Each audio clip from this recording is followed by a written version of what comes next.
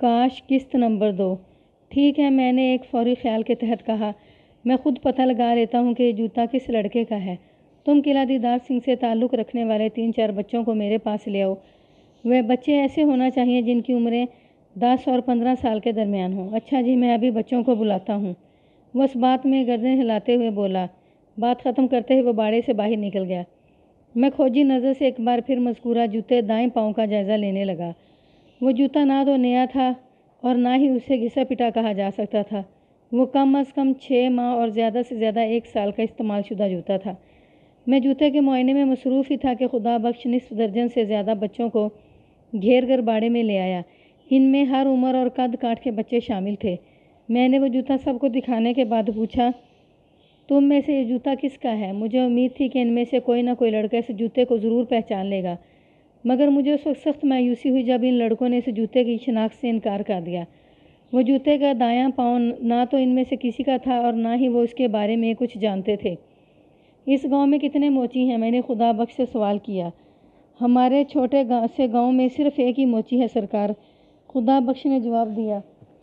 فضل دین نام ہے اس کا۔ یہ جس زمانے کا واقعہ ہے اس وقت قلعہ دیدار سنگھ ایک چھوٹا سا گاؤں ہی ہوا کرتا تھا۔ آج کل تو یہ اچھا خاصا پھیل کر ایک قصبے کی شکل اختیار کر چکا ہے۔ میں نے خدا بخش کی آنکھوں میں دیکھتے ہوئے تحکمانہ انداز میں کہا، فضل دین کو یہاں بلا لو۔ خدا بخش نے ایک سمجھدار لڑکے کو فضل دین موچی کی طرف روانہ کر دیا۔ تھوڑی ہی دیر میں قاضی کبیر باڑے میں پہنچ گیا۔ قاضی کبیر کی عمر 40 اور 50 کے درمیان رہی ہوگی۔ وہ ایک فربہ و ریش شخص تھا۔ رسمی علیہ السلام کے بعد میں نے اس سے کہا، قاضی جی، مجھے پتہ چلا ہے کہ آج صبح آپ نے کسی پستہ قامت بندے کو باڑے سے نکل کر کھیتوں کی طرف جاتے دیکھا تھا۔ یہ تو آپ کو پتہ چل گیا ہوگا کہ خدا بخش کے بیٹے کو کسی نے بڑی بے دردی سے پچھلی رات قتل کر دیا ہے۔ جی تھانے دار صاحب، وہ افسوسناک انداز میں گردن ہلاتے ہوئے بولا، مجھے بہت ہی دکھ ہوا ہے اس واقعے کا۔ آپ نے لگ بھگ کتنے بجے اس کو دیکھا تھا؟ وقت کا تو مجھے صحیح اندازہ نہیں جناب، اس نے بتایا۔ بس یہ سمجھ لیں کہ میں فجر کی اذان دینے مسجد کی طرف جا رہا تھا۔ اس کا مطلب ہے اس وقت ابھی اندھیرا ہی تھا۔ تو پھر آپ نے اس بندے کی شکل تو نہیں دیکھ پائے ہوں گے؟ اگر اندھیرا نہ بھی ہوتا تو شاید میں اس کی شکل نہ دے سکتا، وہ گہری سنجیدگی سے بولا، کیونکہ اس نے اپنے چہرے پر ڈھاٹھا لگا رکھا تھا۔ اوہ، میں نے ایک گہری سانس خارج کی۔ اس دوران میں قلعہ دیدار سنگھ کے اور لوگ بھی باڑے میں جمع ہو چکے تھے۔ خدا بخش نے اپنے گھر سے 1-2 چارپائیاں لا کر باڑے میں بچھا دی تھیں۔ ویسے بھی یہ انسانی نفسیات ہے کہ جس علاقے میں پولیس آئے تو لوگ سن گن لینے کے لیے وہاں اکٹھا ہو جاتے ہیں۔ یہاں پر تو ایک جوان جہان آدمی کا قتل ہو گیا تھا۔ لوگوں کا اس جانب متوجہ ہونا عین فطری امر تھا۔ قاضی صاحب، میں نے سوالات کے سلسلے کو آگے بڑھاتے ہوئے پوچھا، آپ نے اس ڈھاٹے والے ٹھنگڑے بندے کو روکنے کی کوشش نہیں کی تھی؟ وہ مجھے دیکھ کر اتنی تیزی سے بھاگا تھا کہ اگر میں چاہتا بھی تو اس کا پیچھا نہیں کر سکتا تھا۔ مجھ میں اتنی پھرتی نہیں ہے، وہ اپنے ڈیل ڈول پر ایک خفت آمیز نگاہ ڈالتے ہوئے بولا۔ ویسے میں نے اسے آواز دے کر رکنے کو کہا تھا مگر وہ رکا نہیں۔ گولی کی رفتار سے وہ کھیتوں کی طرف چلا گیا تھا۔ کیا وہ ننگے پاؤں تھا؟ میں نے اچانک پوچھ لیا۔ پتہ نہیں جناب، وہ عجیب سے انداز میں مجھے تکنے لگا۔ آپ نے اسے باڑے کے اندر سے نکل کر باہر آتے دیکھا؟ وہ باڑے کی دیوار پھلانگ کر باہر آیا تھا؟ میں نے قاضی کبیر کی آنکھوں میں دیکھتے ہوئے پوچھا۔ خدا بخش نے مجھے بتایا ہے کہ جب وہ آپ کی اطلاع پر باڑے کی جانب گیا تو باڑے کا دروازہ اندر سے بند تھا۔ جی بس میں نے اس چھلاوے کو باڑے کی دیوار کے پاس سے بھاگ کر کھیتوں کی طرف جاتے دیکھا تھا، وہ الجھن زدہ انداز میں بولا۔ اگر باڑے کا دروازہ واقعی بند تھا تو پھر وہ دیوار کود کر ہی باہر نکلا ہوگا، اور یہ بھی ہو سکتا ہے کہ وہ پراسرار بندہ باڑے سے نکلا ہی نہ ہو۔ میں نے ایک مضبوط امکان کی طرف اشارہ کرتے ہوئے کہا، یہ بھی ممکن ہے وہ باڑے کے پاس کسی بری نیت سے چکرا رہا ہو اور آپ کو وہاں دیکھ کر فرار ہو گیا ہو۔ آپ نے اسے آنکھوں سے تو باڑے سے نکلتے نہیں نہ دیکھا؟ جی ہاں، یہ بھی ہو سکتا ہے، وہ تائیدی انداز میں گردن ہلاتے بولا۔ مجھے جتنا علم تھا وہ میں نے آپ کو بتا دیا، اس کے علاوہ اور مجھے کچھ نہیں پتا جناب۔ میں نے 2-4 سوالات کے بعد قاضی کبیر کو فارغ کر دیا اور پھر وہاں پر موجود افراد کو جوتے کا پاؤں دکھایا۔ وہ مجھے باڑے کے اندرونی حصے میں جنوبی دیوار کے ساتھ پڑا ملا تھا۔ سب نے باری باری غور سے اس جوتے کو دیکھا اور نفی میں گردن ہلاتے ہوئے اس سے اپنی ناواقفیت کا اعلان کر دیا۔ میں نے مزید تفتیش کے لیے باڑے سے باہر نکل آیا۔ قاضی کبیر، خدا بخش دوسرے لوگ بھی میری تقلید میں باہر آ گئے۔ میں نے قاضی کبیر سے پوچھا، قاضی صاحب، آپ نے کس مقام سے اس بندے کو بھاگ کر کھیتوں کی جانب جاتے دیکھا تھا؟ وہ باڑے کی ایک دیوار کی طرف اشارہ کرتے ہوئے بتانے لگا، جناب میری اس بندے پر نظر پڑی تو وہ وہاں دکھائی دیا تھا اور مجھے دیکھتے ہی وہ تیزی سے کھیتوں کی جانب ریس ہو گیا تھا۔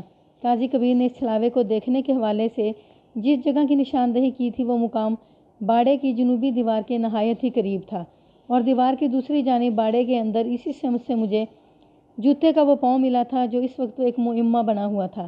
ان حالات و واقعات کی روشنی میں یہ کہا جا سکتا تھا کہ وہ بندہ دیوار پھلانگ کر باڑے سے باہر آیا ہوگا۔ وہ دیوار پھلانگ کر باڑے سے باہر آیا ہوگا اور اس دوران میں اس کے دائیں پاؤں کا جوتا باڑے کے اندر گر گیا ہوگا۔ یہ ہوگا وہ ہوگا ایک دلچسپ سوال کو جنم دیتا تھا کہ جب وہ بندہ باڑے کا دروازہ کھول کر باہر نکل سکتا تھا تو پھر کن ہنگامی حالات میں اسے دیوار پھلانگنے پر مجبور ہونا پڑا۔ پھر سب سے بڑی بات یہ کہ وہ ڈھاٹھا مار لگا کر باڑے کے اندر کیا کر رہا تھا۔ اگر وہ کوئی مویشی چور تھا تو پھر خدا بخش کے مویشی باڑے کے اندر صحیح سلامت کیوں موجود تھے؟ کچھ بھی تھا لیکن میری نگاہ میں وہ ڈھاٹھا پوش بہت زیادہ اہمیت اختیار کر گیا تھا۔ اگر وہ میرے ہتھے چڑھ جاتا تو لالی کے قتل کا معمہ آسانی سے حل کیا جا سکتا تھا۔ میں اس پرسرار ڈھاٹھا پوش کی تلاش میں کھیتوں کی سمت قدم اٹھانے لگا۔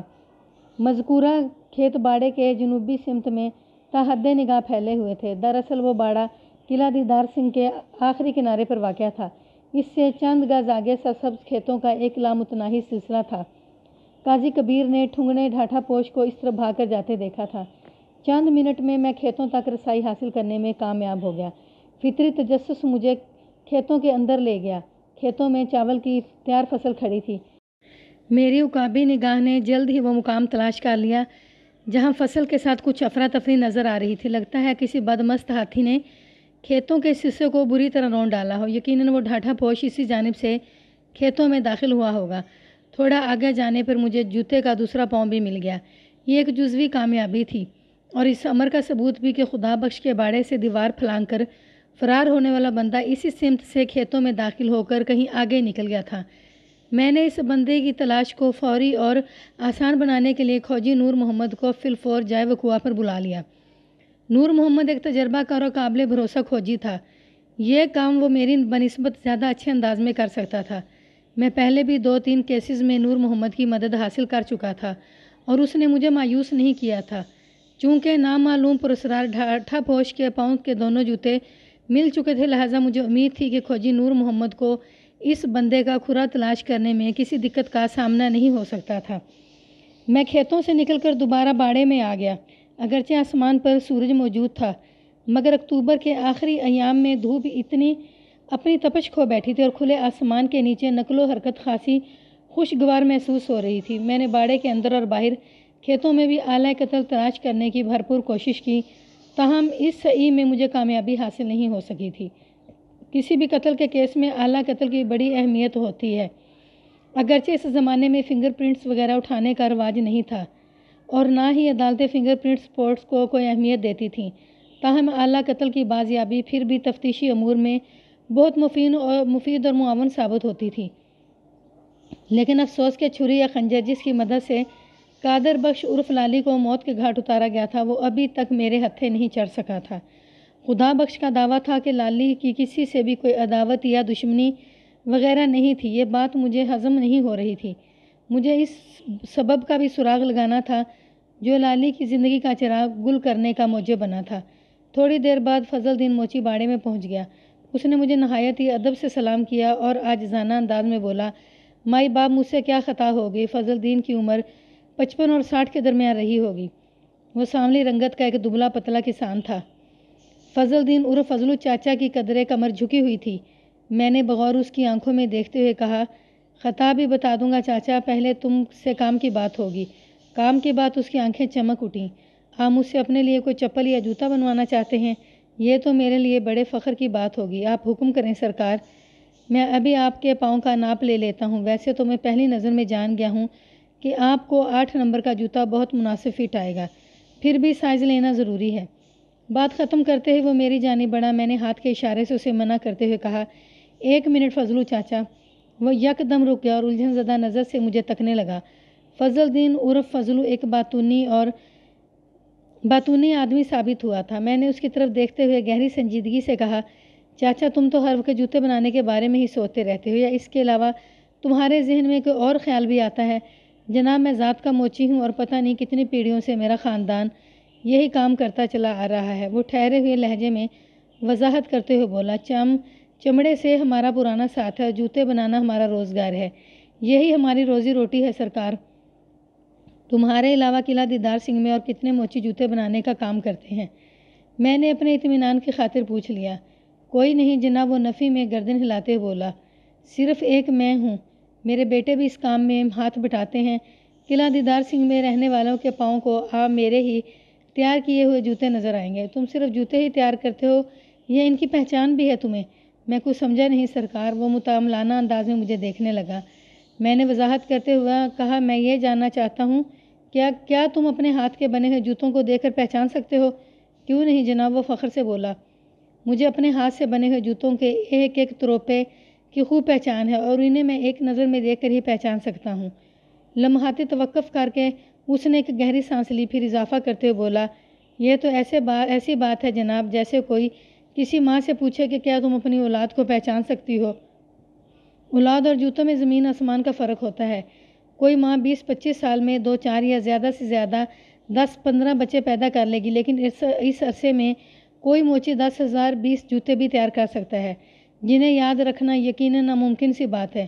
لیکن میں نے فضلو چاچا سے کسی قسم کی بحث مناسب نہ سمجھی اور گہری سنجیدگی سے پوچھا، کیا تمہیں یہ بھی یاد رہ جاتا ہے کہ تم نے کون سا جوتا کس بندے کے لیے تیار کیا تھا؟ میں یہ بات دعوے سے تو نہیں کہہ سکتا سرکار، لیکن اگر وہ جوتا پچھلے 6-8 ماہ میں تیار ہوا ہو تو میں بڑی آسانی سے اس شخص کا نام بھی بتا سکتا ہوں جس نے مجھ سے وہ جوتا بنوایا ہو۔ بس اتنا ہی کافی ہے، میں نے سرسری لہجے میں کہا۔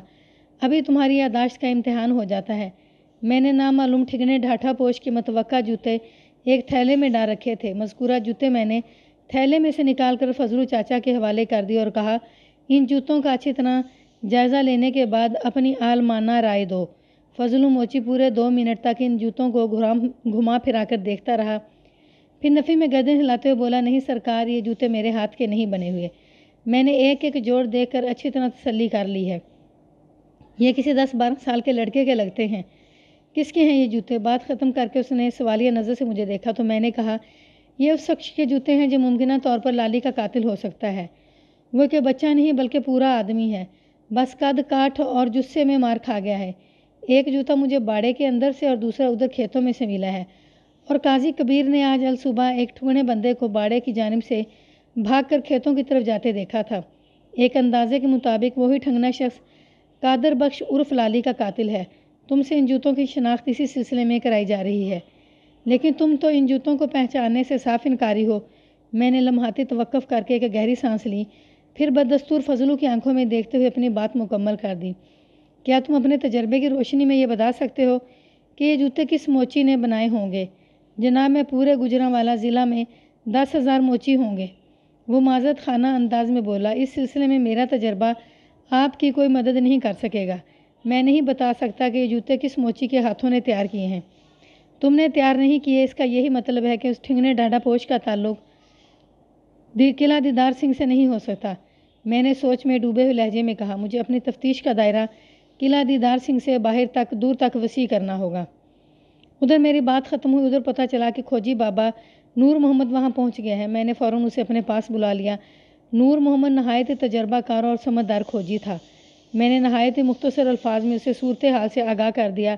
اس نے پوری توجہ سے میری بات سنی اور میرے خاموش ہونے پر بولا، ملک صاحب، اگر آپ کا حکم ہو تو بسم اللہ کریں۔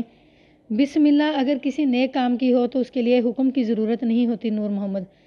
میں نے ایک ایک لفظ پر زور دیتے ہوئے کہا، آپ قاتل کا کھرا نکالنے کے لیے 100 بار بسم اللہ کر سکتے ہیں، تو پھر میں اپنے کام کو وہاں سے شروع کروں گا جہاں قتل کی واردات ہوئی ہے۔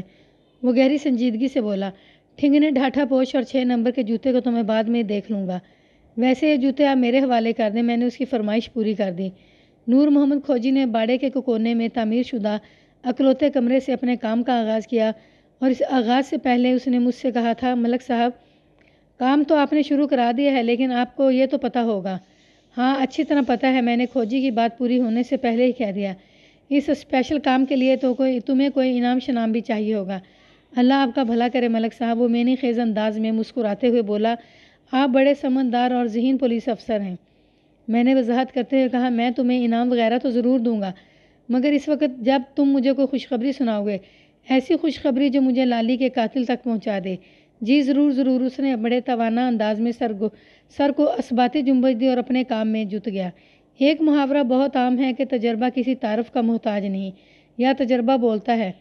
میں نے اس محاورے کی روح سے اتفاق کرتا ہوں کیونکہ میں نے اسے بارہا درست پایا ہے۔ نور محمد کے کام کا تجربہ بھی مجھے نظر آ رہا تھا۔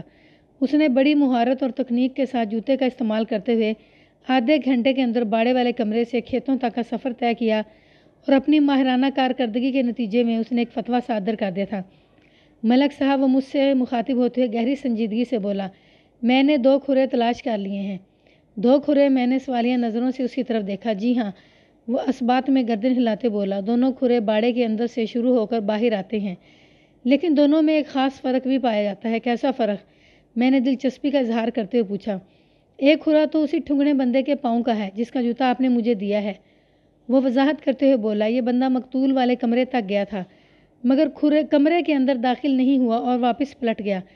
باڑے کی جنوبی دیوار تک اس کے دونوں پاؤں کا کھرا بڑا واضح ملتا ہے۔ دیوار پھلانگنے کے بعد جب یہ بندہ باہر پہنچا تو اس کے کھرے میں بھی تبدیلی آ گئی۔ اب یہاں سے کھیتوں تک ایک پاؤں کے جوتے کے ساتھ اور دوسرے پاؤں کے بغیر جوتے کا کھرا ملتا ہے۔ اس کے دائیں پاؤں کا جوتا دیوار پھلانگتے ہوئے باڑے کے اندر گر گیا تھا۔ وہ سانس لینے کے لیے متوقف ہوا تو میں نے کہا، ظاہر ہے اس کے بعد وہ ایک جوتے کے ساتھ ہی بھاگا ہوگا۔ اس کا دوسرا جوتا مجھے کھیتوں کے اندر سے ملا ہے۔ اب تم مجھے یہ بتاؤ کہ وہ ٹھنگنا بندہ کھیتوں سے نکل کر کس طرف گیا ہے؟ سردست میں نے جہاں تک اس کے کھرے پر کام کیا ہے اس کے مطابق وہ قلعہ دیدار سے نکل کر گکھڑ منڈی کی جانب بڑھتا ہوا محسوس ہوتا ہے، لیکن کسی حتمی نتیجے پر پہنچنے کے لیے مجھے اس کا یعنی اس کے کھرے کا باقاعدہ تعاقب کرنا پڑے گا۔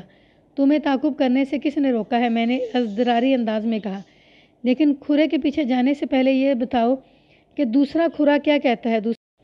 دوسرا کھرا، اس نے ایک گہری سانس خارج کی اور ٹھہرے ہوئے لہجے میں بتانے لگا، دوسرا کھرا مقتول والے کمرے کے اندر سے نکلتا ہے اور باڑے کی مشرقی دیوار پھلانگ کر باہر آ جاتا ہے۔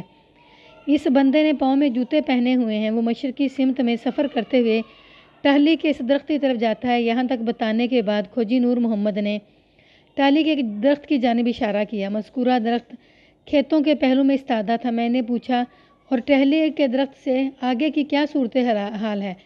ٹہلی درخت کے نیچے وہ کھرا غائب ہو جاتا ہے، وہ انکشاف انگیز انداز میں بولا۔ کیا مطلب نور محمد؟ میں نے چونک کر اس کی طرف دیکھا۔ مطلب یہ جناب کہ وہ وضاحت کرتے بولا، اس کے بعد اس بندے کے پاؤں کا کھرا نہیں ملتا۔ البتہ اس نے لمحاتی توقف کر کے ایک بوجھل سانس خارج کی، پھر اپنی بات کو مکمل کرتے ہوئے بولا، البتہ ٹہلی والے درخت کے نیچے سے کسی گھوڑے کا بڑا واضح کھرا مجھے ملا ہے۔ لگتا ہے وہ بندہ گھوڑے پر سوار ہو کر کہیں نکل گیا ہے۔ کہاں نکل گیا ہے نور محمد؟ میں نے پوچھا۔ میں پتہ لگانے کی کوشش کرتا ہوں ملک صاحب، وہ پر اعتماد انداز میں بولا۔ مجھے شام تک کا وقت دے دیں، میں اپنی ماہرانہ تحقیق سے دودھ کا دودھ اور پانی کا پانی الگ کر دوں گا۔ ٹھیک ہے نور محمد، میں تمہیں کل دوپہر تک کا وقت دیتا ہوں، میں نے پرسوچ انداز میں کہا۔ 24 گھنٹے میں تم اپنے تجربے کے سارے گھوڑے دوڑاؤ، لیکن کل دوپہر تک مجھے ان دونوں بندوں کے بارے میں مکمل معلومات چاہیے۔ تم میری بات سمجھ رہے ہو نا؟ چنگی طرح سمجھ رہا ہوں ملک صاحب، وہ میں نے خیز انداز میں گردن ہلاتے ہوئے بولا۔ آپ بالکل بے فکر ہو جائیں، میں آپ کو مایوس نہیں کروں گا۔ ٹھیک ہے، تم اپنا کام شروع کر دو، میں نے فیصلہ کن انداز میں کہا۔ اس کے بعد میں تھوڑی دیر تک مزید قلعہ دیدار سنگھ میں رکا، پھر واپس تھانے کی جانب روانہ ہو گیا۔ جیسے ہی میں تھانے پہنچا، حوال جمن شاہ بلالی کی لاش کو سرکاری ہسپتال پہنچا کر لوٹ آیا تھا۔ پھر ہمارے درمیان قادر بخش عرف لالی کے بارے میں گفتگو ہونے لگی۔